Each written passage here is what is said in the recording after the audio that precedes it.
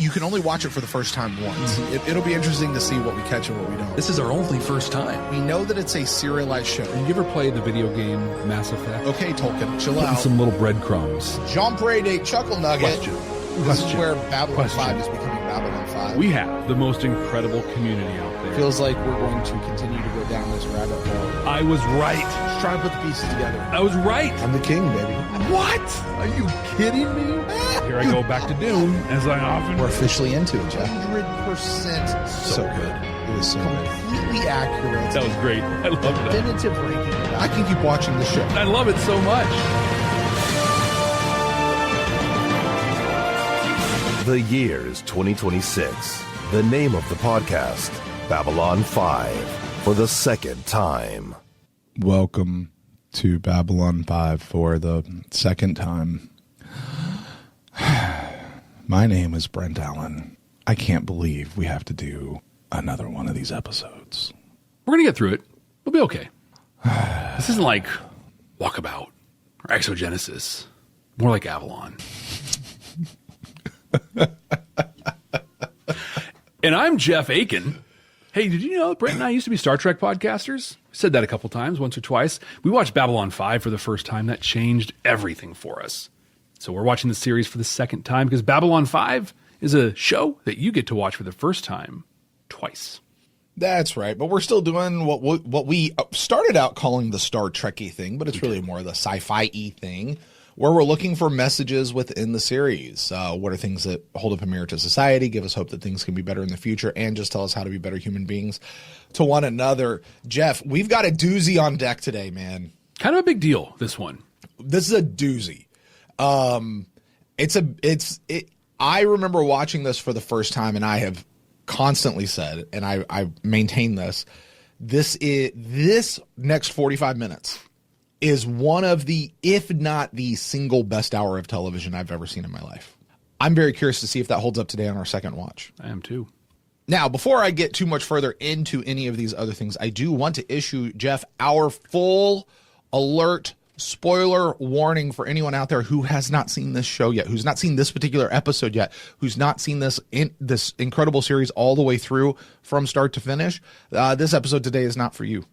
Because Jeff and I will be talking about anything, and we can talk about anything from any point in the timeline, any point in the franchise. It could be Crusade, could be Babylon 5, could be a comic book, could be a book, could be something that we heard at a con. It doesn't matter. It is all fair game for Jeff and I to talk about. So if you have not been through this entire series for yourself for the first time, stop this show right now. Go back and listen to our first watch. That was completely spoiler-free. And then when you're done with that, you can catch back up with this here. That being said, you have been warned. My warning is sincere. Ignore it at your own peril. Brent, the episode you've referenced is called Into the Fire. We're watching it this week. Last time around, on our first time, we played a game where we predicted what the episode is going to be about based on the title alone. What did you predict for Into the Fire? The first time we were going through this, we were noting about this time all the comparisons to Lord of the Rings. Mm-hmm. And I just went full Lord of the Rings.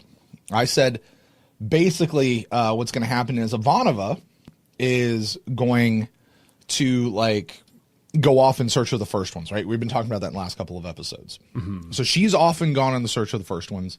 Sheridan and Delenn and the entire fleet, the entire universe, they're all headed to Coriana 6. The Vorlons and Shadows are there. They've drawn the Shadows there. And basically, they're going to be fighting.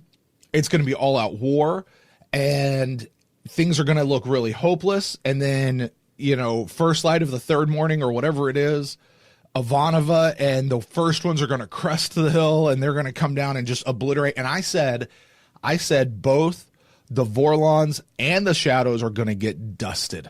They're gone, obliterated. I effectively predicted that this would be the end of the Vorlon Shadow War. Mm-hmm, okay. But it didn't happen the way that I thought it would happen. Right. At all. Which means it's just an awful episode, and now we've got to get through it. How about you, Jeff? This is going to be the Shadows, the Vorlons, everybody else. And I said we'll have an 8 to 12 minute just battle sequence. That's going to be so much of this episode is just the space battle going on. It'll be intercut with Veer and Londo stuff on Centauri Prime. And I predicted that the episode would end with Londo being crowned emperor. He was just named prime minister, right? Yeah. You were about a season and a half too early on being crowned emperor. Just a little bit. Just a little bit. And if I remember right. I remember going through it. Like, it was like every other episode was like, he's going to be emperor now, right? Yep, this he's is the gonna one. be emperor now. Right. Well, Jeff, those are the things that we predicted. I'm a little trepidatious. I am too. But should we take a look at what we actually said the first time around about this episode? Yes, and there's a chance that when we come out of this, Brent and I won't be here anymore because I may not be willing to show my face in front of the Babylon 5 community based on what we say next. I'm a little nervous. It's not that bad, Jeff. Okay, maybe it is. Previously on Babylon 5 for the first time. Into the fire. Jeff, hit that sweet magical button. Let's go. I want to talk about this episode so badly. There were places where I really thought Londo was fully embracing what it is to be Centauri. Yeah, I got definite, like, Cartagia vibes. He blew up an own island on his own planet. Let me just read you verbatim my note. The greatest scene in all of Babylon 5, Veer waving at Morden's severed head. And Yes. no words. Speaking of Veer, he was awesome, though. He was so hard. Right in that moment when Londo's like, I got rid of the shadows. I got rid of them all. And then Veer's like, no, you didn't. And he's right in his face. When Londo sat back and went, you're right. Veer, you have to kill me and let them know. It does not redeem him, but it is the right thing to do. So the other part of the whole episode, The Battle of Coriana 6. That's a little more of a mouthful than Wolf 359, but hey. So his strategy, right, was to bring them into the Crucible, put nukes on a bunch of asteroids around it. Do you know where that strategy came from? Yeah. That's how he blew up the Black Star. Part of me was like, brilliant. Also, you're doing it on a Minbari ship. So hot take. I was underwhelmed by the battle. I mean, I knew we weren't going to get a lot, just because it's expensive to put that on. It felt to me like it almost ended on a stalemate, to where the Shadows and Vorlons were like, well, we're not going to win this in space, so let's go talk to Sheridan and Delenn and then try and convince them. Well, but that was exactly Sheridan's plan. They both asked, are you coming with us? Will we be alone? My heart broke. I love the spot where they said, what if the right choice is not to choose at all? What if we reject the idea that we have to decide which one of you is right? The answer to the question. Or as Lorian said, Sheridan knows. We just hope he knows that he knows. If he listened to the 1979 record Permanent Waves by Rush and the incredible track Free Will on there, he would know that even when you choose not to decide, you still have made a choice. The answer to the Shadows and the Vorlons is Rush. Right? The answer to the Shadows and the Vorlons is Rush. It's the answer to most things. And if it's not the answer to the thing, then the answer is 42. Veer waving at Morden. I forgot that happens in this episode. I did too. You were underwhelmed? Yeah. Sir. Honesty is always the best policy, except for this case. Although what I remember, though, is we were both a little upset with it because it's like, oh, it's the first one. Oh, whatever. But did nothing. I am looking forward to watching this, though. I have some stuff from JMS kind of on that. So, all right. Well, let's get into it then, Jeff. Yep, let's get in. Hey, thank you for being here with us. What's about to happen is we're going to watch the episode, bring it up, watch it, comment on it, all that good stuff. On YouTube, it's going to be edited into one of those reaction style videos.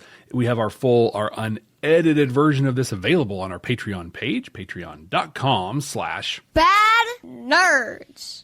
And if you're joining us on an audio podcasting platform somewhere, don't worry. You're going to get all that audio because we want you to know exactly what we're talking about, when we're talking about it, and all that sort of stuff. And as always, you'll get the conversation on the back end where we do the ranking. We'll look at some messages and all that sort of fun stuff. And we'll have a whole lot of time poking fun at ourselves. A whole lot of time. We'll have a whole lot of a good time poking fun at ourselves and just marveling over what JMS has said about this episode. So, Jeff, let's get into this one. Let's get into the fire. Accessing file. White Star 9, break off and target their forward guns. All right, this is a badass space battle. It looks so good. Tactical squadron, follow us in. Delenn, frankly, should be in charge of her own White Star. Yeah. Not riding shotgun on Sheridan's. It's kind of a precursor of things to come. Although we did litigate some that she's not really a military person, probably shouldn't be doing that. But still, Mr. Lanier. You put together a hell of a team, Delenn. You should be proud. Win or lose, we'll go down fighting. I love how he shares the credit Port on. there. It's not like I did this great thing. It's like, look what we did. So we've already seen here in hyperspace all the ships and everything. There are 114 FX shots in this episode. seems like a lot. Usually it's about half of that. Okay. There was actually quite a few things that they wanted to do a little bit differently, but there just simply wasn't render time available to do them. It wasn't a budget issue. It was just a computer crunching time. Computer and time. You know, that does speak for this kind of modern way where they film the entire season and then edit it and put it together before they ever release the first episode. Like the whole thing's done for like a year before they ever release it, which is wild to think about that, right? Like there are shows that'll come out in like 2027, 2028. This is 2026 as we record this. Yeah, they're already on the shelf right now, done. Yeah, just waiting for their release date. I have enough to deal with as it is, without worrying about a knife in the back. Minister, please!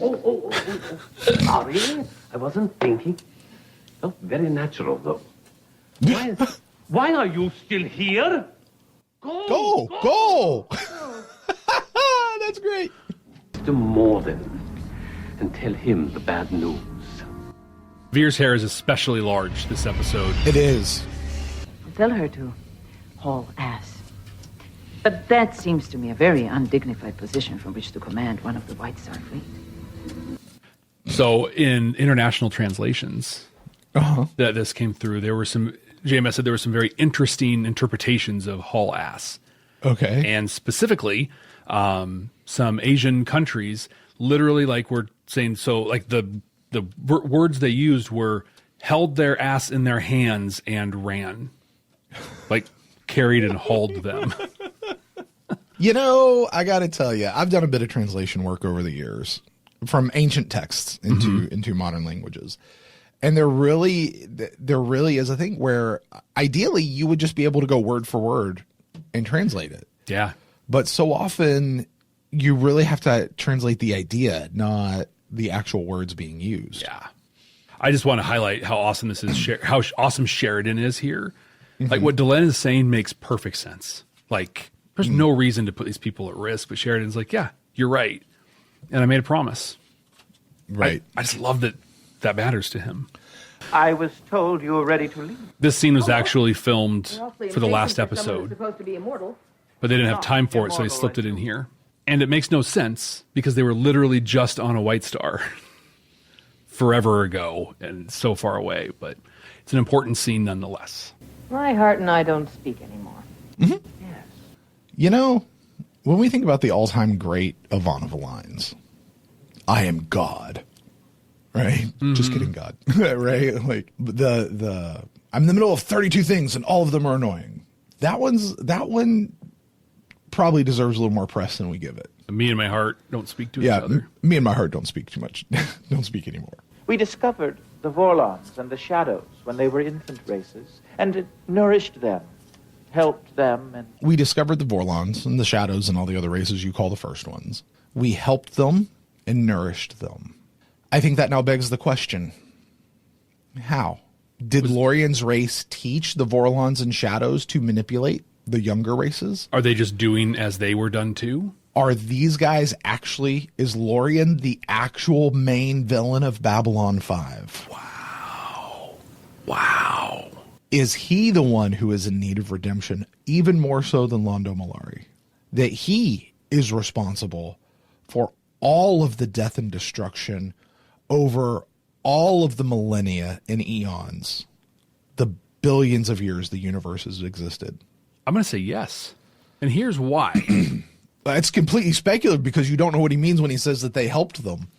But go ahead. If he was a good guy, When they introduced him, they wouldn't have all those red lights and ominous villain music and like the uplighting that makes him look all scary. So because of the way they lit him and scored him, that means he's the villain of the entire show. We've been subconsciously told he's a bad guy. So we have been trained and manipulated by filmmakers. Huh? Exactly. And you picked up on it. You're like, wait a minute. Turns out this guy's the bad guy. Lorien is the villain of Babylon 5. Who knew? And he's right here, just saying it. This is all my fault. Dude, he needs to get the hell out of the galaxy. Right. He does, though. Let's give him 35 minutes. We'll be all right. He just said something. To go beyond the rim and live in or find whatever is in the darkness between the galaxies. I've always taken the idea of the rim, going beyond the rim, as a euphemism for death, for ascension, for going to another plane of existence, for another whatever. Okay. But literally what he's saying, if we take what he said literally, we physically went to a different location. To just a location, and they're just hanging out in between galaxies. They're not in a new galaxy. They're just out there in whatever that is. Big void of space. We went there. So they're still there. They could easily come back. I don't think it's a one-way trip. Well, I don't know. In Star Trek, there was a galactic barrier. It's a really big deal to get through it. So maybe they can't come. Maybe it's a one-way door. Side note. So a bunch of years ago, we sent out a little space probe called Voyager. Right? Voyager, not too long ago, or at least we got the signals, crossed the border of the solar system. Got outside the solar system. And do you know what it found when it got to the border of the solar system? There's a barrier there. There's a barrier of solar particles from our sun that formed this sort of wall that it had to get through. And basically, it's just the idea of, like, you know, when you have something that spins, it pushes everything outwards. It's basically just the particles that made it all the way out. And they're just sort of hanging out there. They're literally on the outside of our. It's the rim of our solar system. It's the rim of the gravitational well of the sun. Presumably, the galaxy going around a supermassive black hole would have something similar, because we are a spiral galaxy. Milky Way is. It may be the greatest gift your race has ever received. There's a longing in what he just said. Like, he's jealous. Not in a bad way, but just like he wants that. Her death by poisoning was preceded by rumors that you had attempted to poison Lord Reefer. Nia just said a great thing over in the Council Chambers chat. Those of you watching, we invite our Council Chambers tier subscribers to our recordings, and they get to comment on things and all that kind of stuff. But we talked about it last week, kind of from one scene to the next scene and the impacts they have. So we just heard Lorien being like, you guys are lucky. You get to love people, and it matters, and it's cool. And then we come over here and we'll learn about who Londo loved, and essentially how that love was the fire that burned inside him, right? Like, this was his everything. But if he was a Lorien, he'd be like, you know what? I mean, that's one. There's going to be another one. And you know, I'm going to reference what I mentioned. I want to say it was in the last episode about when you're an eternal being, you have to understand that stuff like that comes in seasons of your life, and you appreciate the season for what it is. Yeah, in that moment. And you remember it. You appreciate the fondness of it and not get lost in the loss of it. The grief of it, yeah. The poison was of Centauri origin. The backlight of Londo in this moment. We found the dealer who supplied the wings there and stuff. Confirmed that it was slipped onto a starline. Did we see this? Yeah. We witnessed this. He was doing the thing with the diamonds or whatever they were with that dude. Yep. That's what we watched, right? Was what he's talking about right now? Yeah. Go. Leave me. Londo is not in the light anymore. The thought of Adira bathes him in light. Now he's in dark. He played me. He played me like a puppet. He busts the flowers that were still sitting in the light.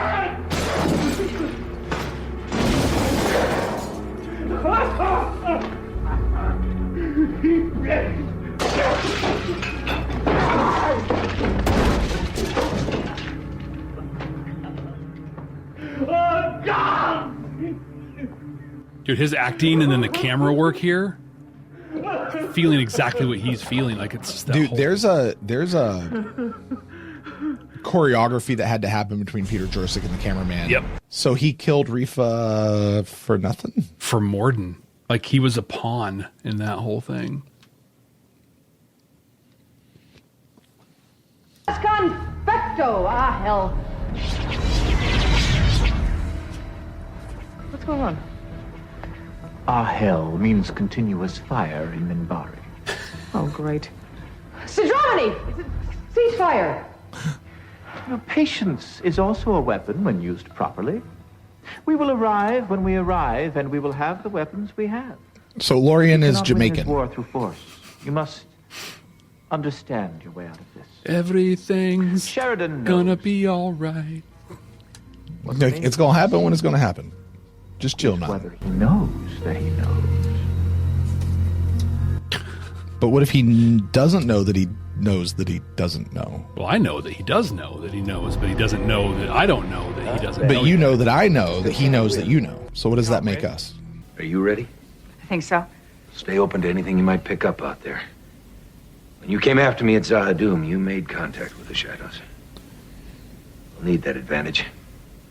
I'm paying attention to how he interacts with Lita from this point forward, because this all in season 5 culminates in the whole, all you ever did was take from me. Now I'm going to go with this psychotic pancake of a cult leader over here because you don't appreciate me. And like right here, he's asking her to do a really big thing. Just want to see how it kind of plays out. Again, I go back to, this isn't a take. This is we are citizens of the galaxy. It's all of us. All healed now, I take it. I'm fine. His hair grew back What the hell is fantastic. going on, Mallory? Mm-hmm.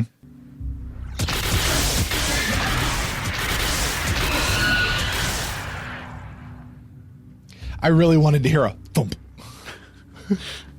Very satisfying thump. No! Just cold. Just That literally looks like a map of Italy, the boot of Italy with Sicily, just flipped. They'll make sure Centauri Prime pays the price for what you've done here today! And they do. Not wrong. Yeah. Captain, I think they're coming.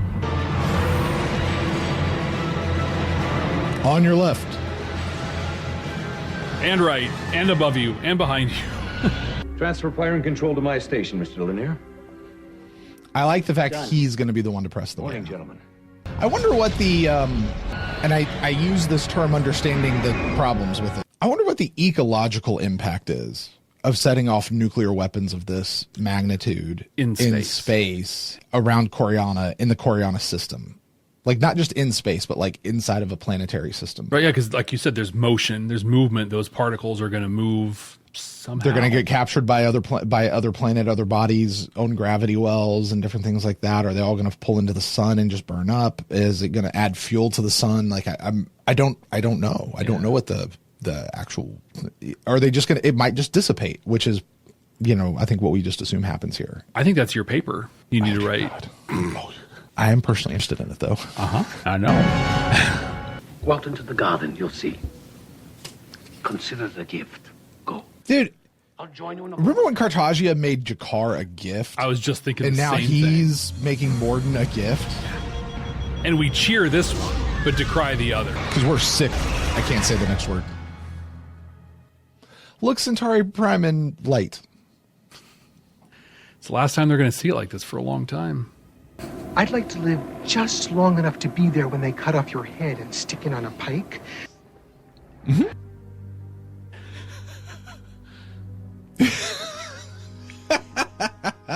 It's a man of his word, Yes, we do cheer that one. Yes. John, we were going to keep them in reserve. If everything else failed, it would at least give us a chance. Then we don't have anything left to fall back on. You made a point earlier about, we talked about Delenn commanding her own White Star, and you're like, hey, we established she doesn't have the military experience for something like that.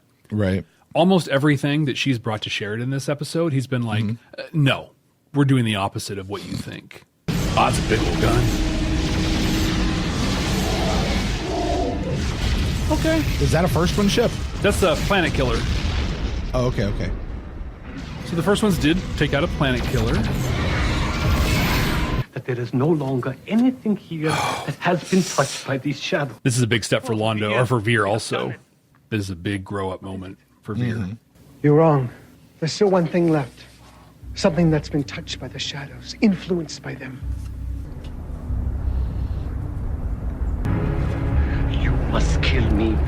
The Vorlon have a flair for the dramatic. Show them that you have done it. Good for Londo. They'll be back. Good for Londo. Hey, if I gotta die to save these people, I'm gonna die. Can you try to get through? She's Gould. Mm-hmm. Yeah, he almost looks like, ha ha ha, you fell into my trap. Do not interfere. So JMS says, the woman in ice for the Vorlon is a symbol of their rigidity, their inflexibility, and being frozen in time. We only want to help you. But what if the right choice is not to choose at all? Yeah. What if we reject the idea that we... Rush. Apparently he doesn't listen to Rush. On the idea of the Vorlons and shadows representing order and chaos. JMS says, the notion of the Vorlons and shadows representing order and chaos goes back to the Babylonian creation myths, that the universe was born in the conflict between order and chaos. Hence, part of the reason I decided to name this show after Babylon. So stop. The shadows say chaos and evolution. The Vorlons say order and obedience. What if chaos didn't have to be linked to evolution? And what if order didn't have to be linked to obedience? Yeah, this is that rigidity, right? This is the way. What if order actually led to evolution?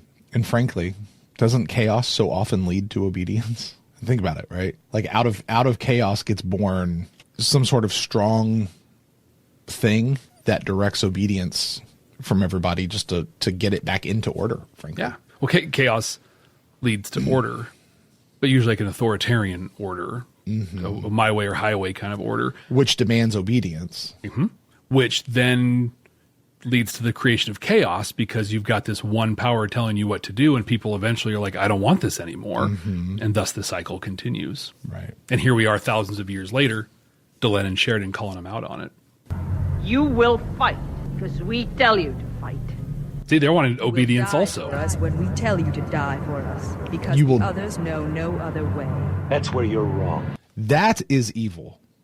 Oh, You yeah. will die for us when we tell you to die for us because the others know no other way. And Ben makes a very good point in our comments over here. I have repeatedly said the Vorlon, specifically with the Vorlons making, genetically manipulating people to turn some into telepaths, that the Vorlons were doing what is necessary, not just to protect people from the shadows, but to give the lesser races the ability to fight back. But he makes a good point.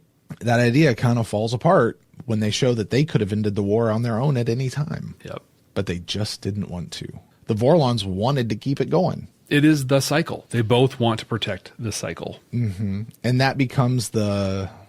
Yes. And I will reiterate, I've never said that the manipulation part is good. You know what I mean? And I'm not saying that the Vorlons are some angelic altruistic race out there. I'm just saying between the order and the chaos models, between instigating fighting or propping up art and the humanities to direct evolution, I prefer the art and the humanities. So... And the Vorlon are allowing this to happen. Like, they're Drazi coming worship. together. The Stakkath, they took the hit for us. Because they formed a real alliance. Our age is past. This belongs to the younger races now. They have learned to stand on their own. I think this answers the question we were asking earlier. Is Lorianne the big villain of Babylon 5? And I think no. I think they did their nourishing and whatnot of the races and then stepped aside. The things went south when the Vorlons and Shadows refused to step aside. When they did the thing where, oh no, we're going to stick behind. Yep. And we're going to stay behind and help guide the younger races. No, you should have gone. Exactly. It's not your place to stay anymore. This isn't you anymore. Yeah, you've done the thing. You're actually going to damage them more than help them. Stop. Go away. Go away. Why are you still here? Exactly. Will you come with us? Daddy. What we just saw was Sheridan and Delenn speaking on behalf of the lesser races saying, hey, we're grown-ups now. And what we're seeing is the Vorlons and Shadows never grew up. They don't want to grow up. They're Toys R Us kids. So JMS was asked, so they just left because Sheridan and Delenn told them to? I really like his analysis here. He says, I think that, for me, what mitigates against that is that it wasn't just Delenn and Sheridan. It was virtually every other major civilization that was around them and backing their play. They added their support, their voices, and they showed they were even willing to die for the sake of this confrontation. If it were just the two of them, they'd be scragged. The two forces needed to be shown that the others had turned against them and that their true faces had been exposed. I think this is the big one. The other key for me is neither the Vorlons nor the Shadows saw themselves as conquerors or even adversaries. They believed they were doing what was right for us. And like any possessive parent, they'll keep on believing that until the kid is strong enough to stand up and say, no, this is what I want. I have some thoughts on that I'll share a little bit later. Okay. And when your time comes, as ours has, to step aside and allow them to grow into their own destiny. It's a message all parents need to hear. Lorian says, that's why it was necessary to get all the first ones here in this battle, because no one can stay behind this time. You know, I think we tend to really just think of the Vorlons and the Shadows being out there. We know that there's a couple first ones here and there, just sort of the scragglers, the one who are just sort of doing their own thing, not really paying attention to whatever. But the truth is, they're very much a part of the problem as well. They could have ended that at any point, and they just chose not to. They just wanted to stick around for whatever reason. And Lauren's like, nope, it's time for all of us to go. Their inaction makes them just as accountable and culpable as the Vorlons and Shadows' actions. I don't know that I agree with that particular idea. Yeah? As a whole, yeah. Again, we talk about, I'm not responsible for somebody else's actions. But why were they sticking around? They were just sticking around to watch the spectacle. They were doing their own manipulating and whatnot of other races. They were, whatever reason, they were still there and had not gone on. Probably looking at you, technomages. Although they went into hiding. They weren't going beyond the rim. They were just going into hiding. They weren't ready to go beyond the rim, right? I think they were trying to go beyond the rim. I thought they were just going into hiding to protect their knowledge or whatever. I think the goal was to do that beyond the rim. But but I thought that's what we established in Crusade, was that they weren't going beyond the rim. They were just going into hiding. At this point, what we heard from Michael Ansara was going beyond the rim. Elric, by the way. Elric, yes. But I do think it's a question of, if I see a thing happening that is wrong and super harmful, that's not my fault that's happening. But is it not my responsibility to say something, do something? Or do I just watch that person, those people, that race, that society just get destroyed? Well, one, I would argue that, no, it may not be your responsibility. Because frankly, here, what do we know in the age of social media? Saying something doesn't do jack. It doesn't. I'm sorry, guys. Putting stuff out on social media and making these big grandiose statements, that it does nothing. It actually makes things worse. It really doesn't. So, no, to just say something, no. If I'm walking down the street and somebody is getting mugged and I have the ability to stop that, right? Like I overwhelmingly have the ability. Two kids are fighting or two kids are beating up on another smaller kid. Okay, I can go handle two kids. Am I not somewhat obligated to go over and take those two kids off that one younger kid? Yeah. As a grown-up and an adult, yeah, I kind of am. But also, Jeff, this is what the episode Affinity from Stargate examined. It's the episode where Tilt gets his apartment, right? Well, is that really our responsibility? But they made the choice. They were like, we can't do this, so we're going to take him out of the equation. We're going to bring him back here. These first ones were like, we can do this, and we're not going to, and we're going to stay. That would be like telling Tilt, yeah, stay in your apartment, but don't do anything. Which is what they were trying to say. And I think as soon as it became apparent they couldn't have him there without him doing something, then they pulled him back in. Yeah. I don't know. I still struggle with the idea that I am responsible for somebody else's actions. And I don't think that's true. Well, I don't think that's what anyone is saying. I'm not saying that. I'm not responsible. They're not responsible for what the Shadows or Vorlons have done. They're responsible for not doing anything about what they have done. When they have the power to do something. Exactly. It's not like they're just some like little race on a crusade world that no one knows about. And they're like, meh. No, these people can show up and they can put a stop to this. Then we bring that back to world politics. Those people over there are doing bad stuff to their people. That government over there is doing bad stuff to their people. We're bigger than them. We can take them out. Do we now have the obligation to go take that place out? And we're going to get involved in world politics like that? I mean, I know you could say we already are. As I say, here we are. But neither you or I are sitting in the chair making that call. Yeah, I also think it's different. I think it's different because like the analogy that Lorianne specifically is telling here and what we saw play out, this isn't about individual governments and powers with the first ones. This is about a family. Like they are all, Lorianne's the dad for all of them. And it's like when my brother is out bullying some kids over here or something like that, yeah, I show up, I tell him to knock it off. Or I get involved because that's my family.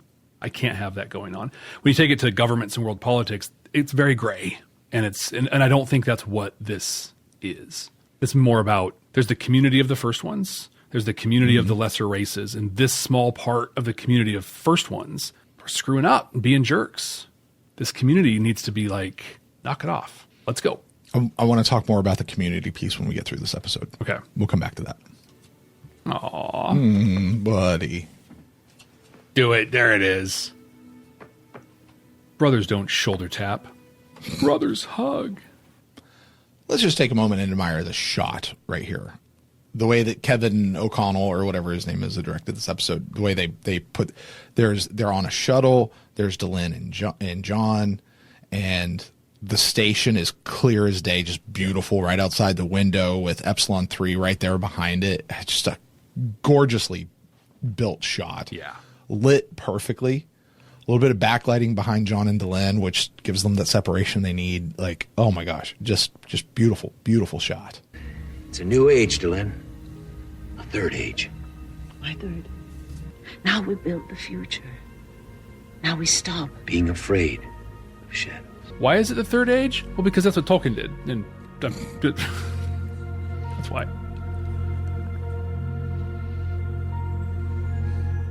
I love pushing into that right there. Just push into the green screen, and we'll take care of it in post. Yep. And like Michael said in the chat, just the music, the soft theme, just kind of gently buffeting us towards the station. Yeah. Are you ready to take your Babylon 5 for the first time experience to the next level? With our exclusive Patreon, you'll get access to all kinds of cool stuff that you can only find there. Our recording notes, unedited reaction videos, an exclusive Discord community. And you can even be listed as a producer of the show. Plus, we even offer exclusive meet and greets and hangouts. You won't find this kind of experience anywhere else. Get all these amazing benefits, plus the opportunity to interact with other fans from around the world. It's being part of a huge community where everyone shares the same appreciation for Babylon 5. Subscribe at patreon.com/Babylon5First. That's the number 5 and the word first to get access to these incredible benefits. That's patreon.com/Babylon5First. We can't wait to see you there. There's one thing that JMS said that I didn't find the right spot to put it, but he said that what interests me, what I wanted to do with making the show, was in large measure to examine the issues and emotions and events that precede a war, precipitate a war, the effects of the war itself, and the end of the war and the aftermath.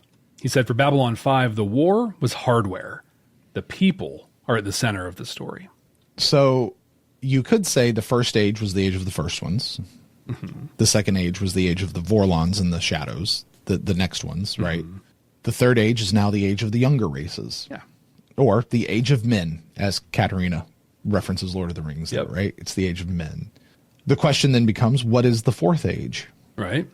Yeah, what is the fourth age? I think we get close to exploring that in deconstruction, but we don't really see it, right?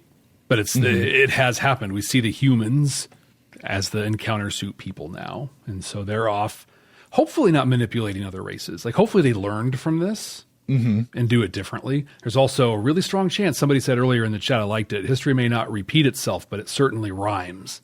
So maybe they're like, yeah, we actually do know better for you and need to manipulate and do things. But I would like to hope that's not the case. You know, Sheridan, though, explains it really more in terms of the life cycle of a human. Of them. Okay.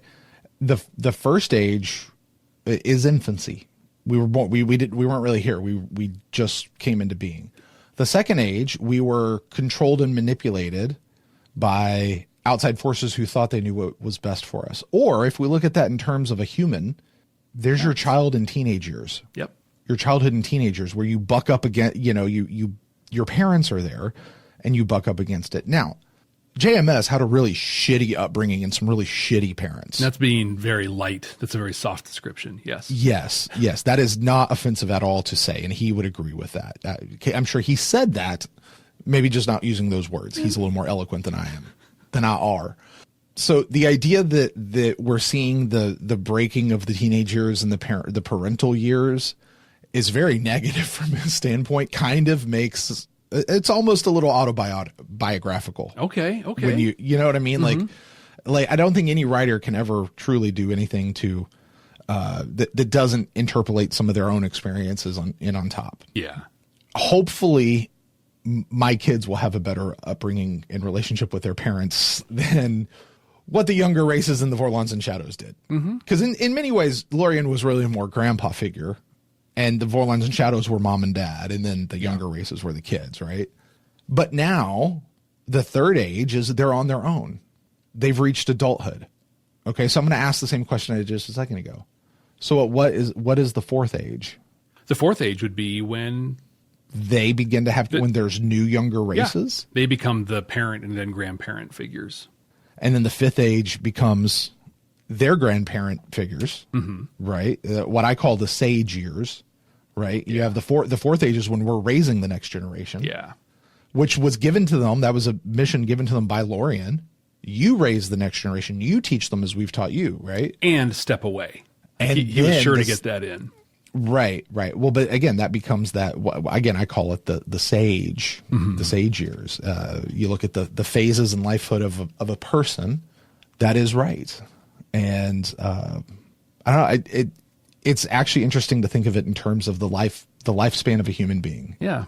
Well, you can do that with a lot of things. Like sure, our life is this, and then as you come out, it's like everything lines up to that because that's our frame, right? Is our experience, but. I do like that. And Ben says the fourth age is probably when we go beyond the rim and die. And I would argue, Ben, it's not. I would say it's not. The fourth age is when new races come up, and this rate we begin to kind of shepherd and parent them. And then there's actually a fifth race where fifth age, wrong show. They begin to do the same thing, and we sort of stick around as observers and whatever. And then the end of the fifth age is when humanity ascends and goes beyond the rim. That's in my mind how it works. But it's like our fourth age would be the new lesser races first age. Yeah. And then and that cycle. Yeah. And then there's their teenage years. And their second age, our fifth. And then we have to go away. So I mentioned the community thing. Yeah. Well, I'm sorry. First of all, did JMS have anything else he wanted to say? That was the only other thing I had. Well, there's a couple when we start talking deep into messages. I've got a couple things, but well, maybe this will get us there. Jeff, our first watch, we analyzed this idea of what would it be to take this into the real world and just be like, hey, look, we are so torn apart, so put at odds with each other in the real world. Very politically speaking, especially in a two-party system as we have here in this country and in many other places around the world. What if we just decided to not participate anymore? And we kind of took this attitude, look, we're not going to let you divide us anymore. We're not going to participate in this. This is about you. It's not about us. And we're just not going to be a part of it. And you guys can go F yourselves. We got so many comments and so much feedback about you can't do that because as soon as you do that, then they take over and, this is our voice and this is how we participate and blah, blah, blah, blah, blah, blah, blah. And that's right and fair. I knew that when we were saying, like, that's a part, you can't just do that. But I think I want to add on the second half of that. Sheridan could have sat there and been like, yeah, we're just not going to participate all you want. But what was the thing that actually made that tipped the scale? It wasn't Sheridan standing there giving this big speech. It was the Drazi ship throwing itself in front of that oncoming missile. It was the rest of the ships surrounding them, saying, no, we're all in this together. And suddenly we turn into a Disney musical. The not taking sides thing can only work once you have united as a people. Okay. That's the thing. I think it's just a sharp reminder. As long as the powers that be, can keep us divided. All right? I'm speaking to everybody here. because we've certainly had our conversations within our own community here. And we have a plethora of different types of people here. And as long as we stay divided, they stay in control. When we decide that we're no longer divided, when we decide we're not going to let them divide us anymore, when we decide that enough is enough and that's not the way this is going to be anymore, and we're just not going to participate in that foolishness anymore, it takes all of us coming together to decide that. Yeah. It takes all of the younger races. It takes all of the people coming together. But once you unite the people, then you know what? Then you can say, go beyond the rim, which is a very polite way of saying, take a hike, which is also a polite way. Go beep yourself. I think a lot of it is what we talked about last week, where the power of evil people can only be perpetrated if people go along with the thing, right? Cartagia says, kill that jester. If the people say, I'm not going to kill him, then he doesn't die. But they're going to kill him because someone will kill them if they don't do the thing. That division forces conforming with whatever that power is. Right. And I think my problem, and what I think is brilliant in what we observed, what we witnessed in this episode, was I don't know if I took the note on this, but one of the things that, I did, yeah, it's in the messages right here. Part of the lesson of Babylon 5 is that we do not always defeat our enemies by bombing them back to the Stone Age. We can often achieve peaceful resolutions by talking to each other. What? Yeah, right? What? I appreciate how very Roddenberry of you, Straczynski. Here's the difference, though. With Roddenberry was, we do it by talking to each other. Straczynski says, we can often achieve, like there are times we need to bomb people back to the Stone Age, apparently. But I think to understand, like, we had the expectation the first time, and I think a lot of other people had the expectation going into this, the Battle of Coriana 6, that we would win by force. We would win by might. We would defeat the Vorlons and the Shadows. And that's just unrealistic. Within the system that the Vorlons and Shadows have created, we can't play their game and win. We cannot. And this is demonstrated here through technology, essentially. We saw those guns on the first one's ships. We can't compete with that. But when you start, exactly, right? But when you start doing things your way instead of their way, that's where that change can happen. You can't fight this good guy, bad guy, left, right, red, blue. You can't fight those things by playing in their system, because the system is built to perpetuate those things. Sheridan shows up and he's like, it's not even that I'm not going to choose a side. It's, I'm not playing this game. I'm doing it like this. And so it's becoming united, like you talked about. We have to be united and agree we're doing stuff differently. And you can stay in your system, but no one else is going to be participating in it anymore. So have fun in your fantasy world. We do this in sports. What do you hear coaches say to their teams all the time? Stop playing their game. Play your game. Yeah. Stop bending to what they're trying to tell you to do. You go play your game and how you play ball. Yep. And don't worry about them. You play your game. And what's amazing about that is the sport. Sorry, but we're going to talk about sports for a minute. But sports ball, here we go. Yeah, but I think it all connects. When you go and play your game, that evolves the game. I'm just thinking very specifically about the introduction of the shotgun in football. Like when they started using the shotgun format, what changed everything. What are they doing? Quarterback's way back there. We went from a ground game to an air game, right? Because there were teams that were like, we're good at this. And it's easier for us to do it when we do this. And now someone lines up in an ace or an eye, like, what are you doing? Like, what is this? 1946? Like, come on, play like a whatever. And so like when we in college football, when they introduced the Wildcat idea. Yeah. Oh my God. Somebody came out with the Wildcat idea. What? I'm not going to snap to the quarterback. I'm going directly to the running back and they're going to take off. What? And it's like, there's nothing saying we can't do it. We're just going to, and do things your way, not their way. Unless their way works for you, hey, good for you. But I would argue it doesn't. In the words of old Frank Sinatra, I had to do it my way. Do it my way. Which brings us to the second message that JMS shared. We talked about this. I love it when he's just like, hey, here's the point. This is the whole thing. I like it when we do get this from him. Yeah. Because you and I are kind of spitballing. And this one, I don't think you could be more to the point in what he says here. All right. He says simply, we are stronger together than we are apart. Oh, well, how very Roddenberry of you, Straczynski. And the thing we have said on this program more than once, and it bears repeating, is that as long as we are being actively divided by people in influence and in power, we are weaker. They are making us weaker. It is only when we stand together that we are strong. I feel I'm obligated to say this at this point. Save your emails, folks. It was a joke saying that it was Roddenberry because Star Trek doesn't own the message. No one owns the message. It is a message that needs to be told through multiple sources in multiple ways around. Because clearly we're not getting it. Because we are stronger together. I mean, and that's really what I said just a moment ago, right? Like the whole not participating and not whatever. Yeah, that in the real world, that works once we can do that. I mean, okay, sorry to make this all about America, y'all. It's just that's what I am, and this is the history I know, right?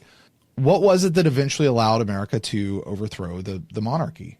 Because let me tell you what, the colonies were as different as everything else. Yeah. You know? It was coming together. When they could set aside various ideas and unite around a particular idea that they're like, yeah, we're going to throw you off. Also, we need some help from the French over there. Yeah. That's important too. You know, it requires a setting aside of certain things and coming together to be like, no, we're just not going to play that game anymore. You know, what happens to the American, to the American government when literally, what if people just refuse to vote en masse? Yeah. Because that's the What if thing. we shut down voting places? I'm not advocating for this, folks. I'm not advocating for this. I'm not saying we should lose American democracy. I'm not saying that. I'm just saying, what if? What would happen? There's no way to answer that without being wildly politically charged. Because I would go as far to say at a federal level, we've been there for a while. And here we are. Or what if we just nobody votes for the guy on the ticket? Right. We're all going to vote for Mickey Mouse. Mickey No Mouse write-in guy. literally has a percentage of the vote in every election. And it's time for him to stand up, and we need to get behind him. Because Mickey Mouse politics are going to be a heck of a lot better than whatever it is we're doing these days. Well, listen, the world would be a lot better if it was ran by Disney. I'm convinced. Although I don't know that it'd go well for you and me, Jeff. I was going to say. Because dads tend to die. Yep. in Disney films. We're not very smart when it in those spots. Okay, this has gone off the rails. Look, this is where, again, they're trying to take these things and apply them to real world becomes really tricky because there is how the real world works. And this is a very still have to contend. Yeah, this is a beautifully constructed reality that we're working in, where things work out and the things happen. Mm-hmm. But I think the principle is still there. When you're being manipulated and you're being whatever, to just simply say, look, I'm not participating in the craziness anymore. And, you know, the thing is, and this is the sad part, I can't get everybody to agree to participate that with me. But I can throw down the arm. I can throw down the gauntlet. I can be like, I'm not participating in that. I'm not going to turn my social media platform into a mouthpiece for one of them. I'm not. I'll encapsulate this to take it even away from, or lessen the realm of politics and maybe make it a little more, please, relevant, achievable even.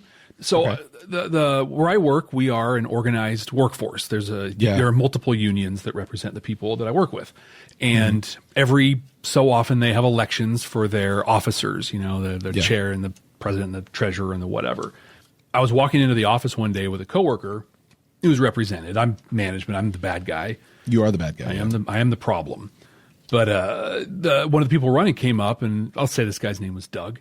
And they're like, Doug, hey, listen, can I count on your vote? We have to stand up to management. We have to unite against them. Like, we have to do these things. Can I count on your vote? And Doug said, the minute you stop saying things like fight, divide, and that kind of language, then you'll have my vote. Until then, I'm not participating in this election. He completely noped out because he's like, all you're doing is perpetuating division. Mm-hmm. It's like, hey, here's the secret in union negotiations. Not all the time, but a lot of the time. We all want the exact same things, but we work in a system that promotes and recognizes and rewards conflict. So we play the conflict game, and it's dumb. Well, but people fall for it. They keep falling for it over and over People and over. fall for it. And this is the thing. Because it's easy to say this. The language of division should be the first notice to you that you need to stop listening to that person or those people or that ideology. If they are dividing, it is not good. Hey, they're coming for you. This is a war. You've got to fight. Exactly. They're coming for you. This is it. You got to man your grit, stand. Like all of that language is divisive and evil, and it is why the world isn't reaching its full potential and never has. The thing is, there's always that person who's like, what if they're right? Oh my God. Well, there's the other people. No, dude, they hate you. They want to see you die. They hate your guts. They hate everything about you and just want you to die. Well, you know what? If I start believing that, then you know what? Yeah, I gotta. Nah, dude, I don't hate you. I'm not angry at you. Yeah. I'm not mad at you. Please don't shoot me in the face. Right, exactly. Just please don't. In fact, can we just have a coffee or something? Yeah. Like it's I don't know, Jeff. And this is why I sit back and say this is one of the greatest hours of television ever, because shows, when they're working properly, make these kinds of conversations happen. We could literally go 4 more hours talking about we could just keep talking about this. And the truth is we probably would never come up with an actual viable, workable solution for the real world. Yeah. You know what I mean? Like it would be so hard. But what's weird about it is the principle still stands. You know what I mean? Like, because the truth is politically speaking, anyway, we are locked into the system that we have. So how do we operate within that? I'm not advocating for a new revolution. Okay, forget about that. Let's talk about the system of work. How about your family dynamic? How about your sports team dynamic? How about your school dynamic? Like it applies all the way up and down. I think the biggest thing we can say here, though, is just be a person who doesn't allow yourself to be manipulated. Yeah. You recognize it for what it is. I recognize you're manipulating me, and I'm not going to participate in the craziness. That's it. These people are coming for you. No, they're not. That's the real world workable solution. I'm not participating in your craziness. Yeah, you're right. They're coming for you. No, they're not. They're not. It's okay. I appreciate your passion and that you care for me. That's great. I appreciate that gesture. They're not coming for me. They're not coming for you either. Maybe relax. Right. Try that out. Jeff, this next part makes me a little trepidatious. Oh, really? Yes. I think we're still on the same page possible on this one. So well, but here's the thing. Like, I am giving to you control right now. That's a scary thing. All right. And you could very much do something that I completely disagree with, and there's really not much I can do about it. That's right. Until you can. Until I can. Which is the great equalizer in all of this. So, Jeff, with that, it is time to place this episode in our 100% completely accurate and definitive ranking, unless he does it wrong, of Babylon 5 Season 4 for the second time. And, Jeff, you are placing this one. We have 5 episodes. Something is going to find itself out of the top 5. Is it this episode? Is it one of the others? Our current top 5, from bottom to the top, number 5 is Falling Towards Apotheosis. 4, The Summoning. 3, Hour of the Wolf. 2, Whatever Happened to Mr. Garibaldi. And 1, The Long Night. Jeff, where does Into the Fire find itself in the ranking? Number 1. As it should be. I can't even pretend. I can't even pretend. I'm thinking of all the rest of the episodes to come in this season. I don't think any of them, off the top of my head, take this one over. I agree. I'm thinking of all the other episodes throughout the entire course of Babylon 5.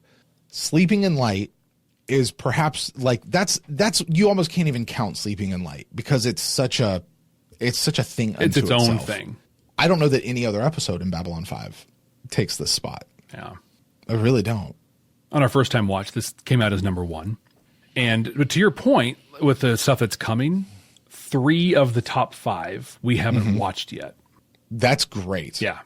That's fantastic. And I do remember there's a lot of good season left. Here's Jeff, this is typically the spot where we take a look at it and we go, hey, what do you remember about the next episode? What do you remember thinking? Okay. This is a breaking point in the season. And I mentioned earlier, we haven't even really talked about the idea that season 4 got compressed. The timeline gets compressed because all of a sudden they're like, oh yeah, P10's going away. This is your final season. Go. Yeah. And JMS is shuffling things around to be able to finish his story. Right. This marks the end of a chapter in the story. Yeah. What do you remember going forward just for the rest of the season? What do I remember going forward? Yeah. Yeah. We have quite a lull here for a little while. Mm-hmm. And then a huge, big uptick. And then another lull. And then really big. thing for Earth. And then the season's done. I don't remember 2 lulls. I only remember the one. Well, I remember because we went like the one we're heading into next week. Yeah. It's like, okay, a little slow. And then Minbari stuff. 2 or 3 episodes. Yeah. And then it settles. Oh, and then Earth. So actually, it might just go from Minbari to Earth. I think Earth is ramping up pretty well along with it. Yeah, that's very much what I remember. But, Jeff, specifically now, the next episode is Epiphanies. What do you remember specifically with Epiphanies? How in the world do you follow this episode? I remember talking about this a lot, even during our first time of this one. I think our exact phrase was, and that's a wrap, right? Like, what an incredible series finale that was. Yeah, right? But I think that what do I remember about this one? I think that this is one, I honestly don't remember anything about this one. Like, I'm trying to think, and I'm like, there's some Garibaldi stuff, I think, in this one, but I don't remember. I really don't remember. What do you remember about it? I don't remember specifics about what happens in this episode, but I do remember how this episode made me feel. I remember feeling like this episode was very disjointed. I remember feeling like this episode was very just sort of what in the world. I remember this episode feeling very incomplete. Mm-hmm. And I remember having the thought, like, I can't judge. I'm not saying this is a bad episode. Like, I don't necessarily think this is a bad episode. I just can't do anything with it until I see the rest of the season. I need it in context of the rest of the season. Because I was very much aware of, this is not an episode that's unto itself. This is not a beginning, middle, and end, and here's an episode. This is something that is within a much larger context of something else. Okay. What I'm really excited about on this watch is, the first time around, I had no idea what that was. Now we do. Now I'm going to be able to watch this episode knowing how it fits into the greater scheme. And I'm hoping I'm going to really be able to appreciate this episode for what I suspect it probably has the ability to be appreciated for. This could be the geometry of shadows of season 4. Maybe. But I just don't think, I don't know exactly what happens in this episode. Yeah. So I'm kind of going to be watching it for the first time again, but being able to go, oh, here's why this is just a glorious episode. Or we're going to be like, yeah, this was just a crap episode. They had the impossible task of following up Into the Fire. But except JMS is in a spot where he's pulling all of his pieces together. Like, this is not, hey, let's fill out 22 episodes this season, So I'm anticipating big things coming up in this next episode. Okay, that's my thought going into it because, yeah, I hope so. We'll see what happens. I don't want to come down off this high. Like, this episode feels good, this is going to be a tough episode for anybody to follow. Oh yeah, the worst. But we'll find out here next week. So make sure you're subscribed so you don't miss the episode. Comment, rate, review, do all those sorts of things. The one thing you can do that means the absolute world to us, and we would appreciate with all of our not playing the game hearts, is for you to share this show. Share it with somebody who needs to watch these last 6 episodes with some super cool guys who are also watching it right now for the second time. Us. We're the cool guys. Cool? What? Yeah. Wow. We're totally the cool guys on this conversation here right now in this moment. We're the coolest guys here. Excuse me. Yeah, hey, honey. I just want you to know I'm a super cool guy. All right, bye. Love you. I mean, we're not some deep space franchise. This station is about something. All right, we got something we got to get to. However, that was not the intended ending. But how could I not end it on that? It was great. I did not anticipate you doing that at all. I was just trying to be funny in the moment. Yeah. And it worked. What I had written here would not have topped that. So no, but I do want to read what you have written here because I do like it. Okay, well, all right. So let's do the bit. Let's do the bit. Lead it in. We'll just do the bit. This is just for you guys, and then we're gonna get out of here and move on. But the one thing you can do that'll mean the world to us is share this show with somebody. So until next time. Hey, Jeff. Yeah, what's up, man? Hey, do you know who we didn't see in this one? A couple people. Who are you thinking? Garibaldi. You're right. We didn't see Garibaldi. So that leaves me with one question. Okay. Whatever happened to Mr. Garibaldi? Oh, that's the thing.